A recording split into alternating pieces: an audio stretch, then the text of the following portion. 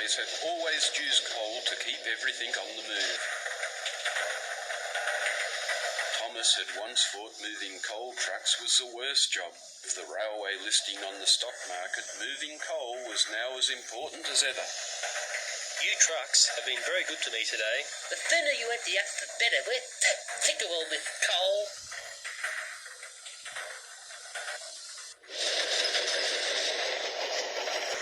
Thomas headed away from the coal mine into the open country.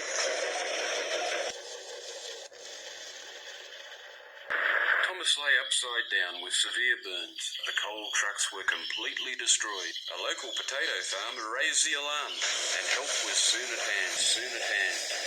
Earl arrived, bringing Jim the crane and the fat controller. Well, I've seen some accidents in my time, but this is no accident. I'd say there's been a bombing. Thomas was gently lifted onto the flat rail car by Jim. With the coal mine now shut off, I'll have to ration the coal until the line is repaired. There'll be a special meeting at the sheds later. Later that day, Earl pulled into the rail yard. Thomas was carefully placed on the tracks for repairs.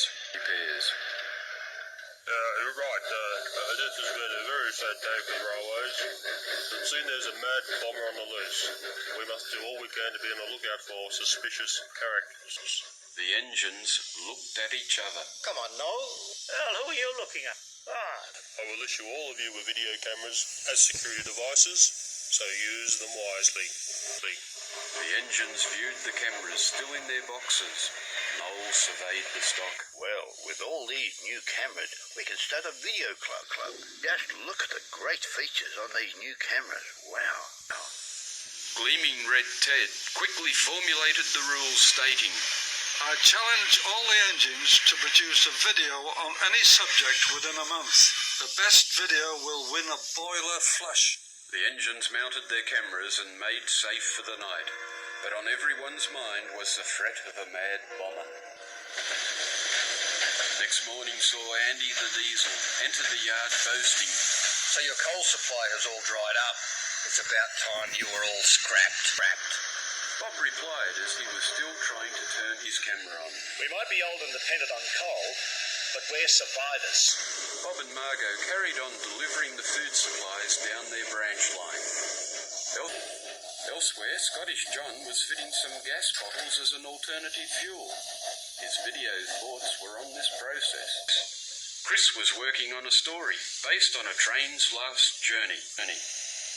Alan, the self-funded retired engine, planned a video about the town's feral cats. Wilson was always interested in how cars would race him between stations. Earl had his eyes on the skies and teamed up with Helen the helicopter. Back in the sheds, Thomas was being repaired. He also had a camera, and his video was being planned. At least I can keep an eye on Andy Diesel if I'm stuck here. The fat controller was also keeping an eye on things. These figures are not looking good. The share prices have taken a sudden dive since the bombing. He moved to the turntable to chat with Andy Diesel. I'm relying on you, Andy, to bring things back online. I'll do that easily. You can forget about those steam engines now. Just the diesel I wanted to see. I have a small but important job for you. Something we'll have to keep secret. Very secret. The Diesel looks at Andy and says nothing.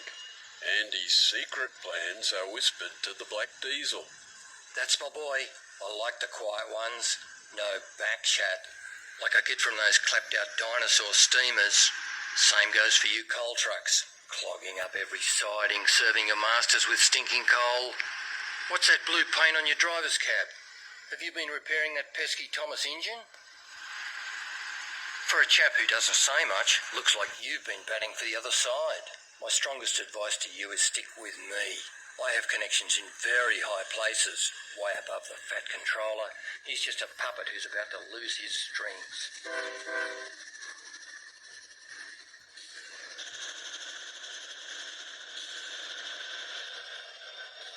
2 weeks had passed and the engines assembled at the rail yards.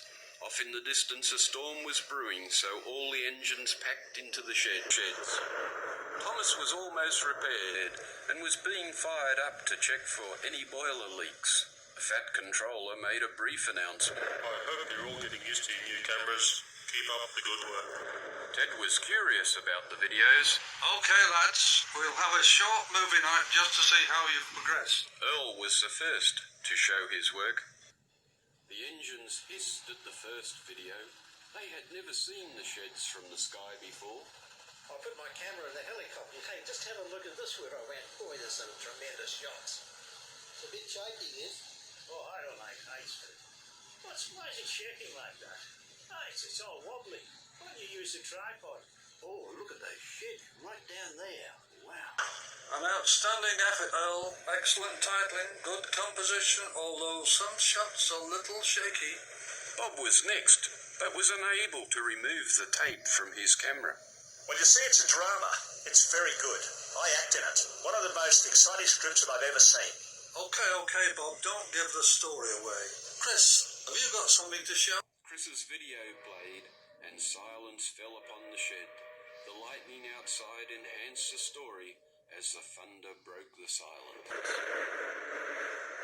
Now that's a video. It sends shivers through your boiler. A fine example of how all videos should be made. Alan, it's your turn. A little different. Seems like you shot the tracks, not the cats. Wilson was next, but explained. Well, you see, I had this accident. A car ran over my camera. Terrible waste of equipment. Ted seemed bemused by this and called for Scottish John.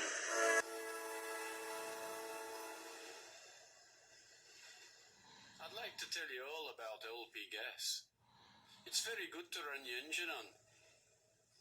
It's clean, but most of all, it's cheap, and that's what I like. Yes, a solid industrial video, John. Well done all. Then from the corner, Thomas whistled. Ted, I have a video. Well, it's sort of an animation. Can I show it? Animation? Well, did you use your camera, Thomas? Is that according to the rules, Ted? I mean, are you sure about that? Okay, I think we can stretch the rules this time.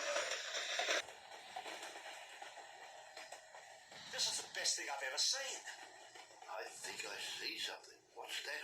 Noel steamed forward, asking for a replay at reduced speed. Come on, Noel. There's nothing. You gotta be joking. I can't see anything. You've got to be. I didn't see any of that. What do you see, Noel? I think that's a bomb on the turntable. Don't panic, everyone. I can get it.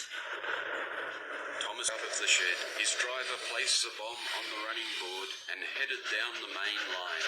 If I am quick, I'll save the railways from certain doom. It's no good being on the main line. I'll have to find a siding. Thomas didn't see that the points were set to go into a work shed. Oh no! That's Andy Diesel's shed. I'll never stop in time.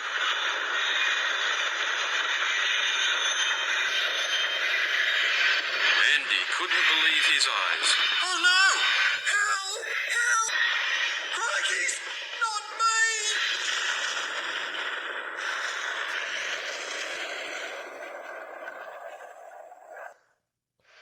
The next day saw Thomas once again being lifted into the shed for repairs.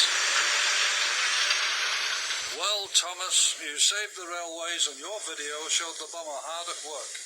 Just then, the Fat Controller arrived with the police. I've heard the mystery of the bombings is solved. That's right. Thomas had a video of the turntable while Andy Diesel was in the yard. I noticed a suspicious character lurking near his fuel tank, and we believe that character is you. The policeman holds the Fat Controller. We also noticed you manipulating the stock market, selling shares just before the first bombing and buying just after it. Right then, you're coming with me.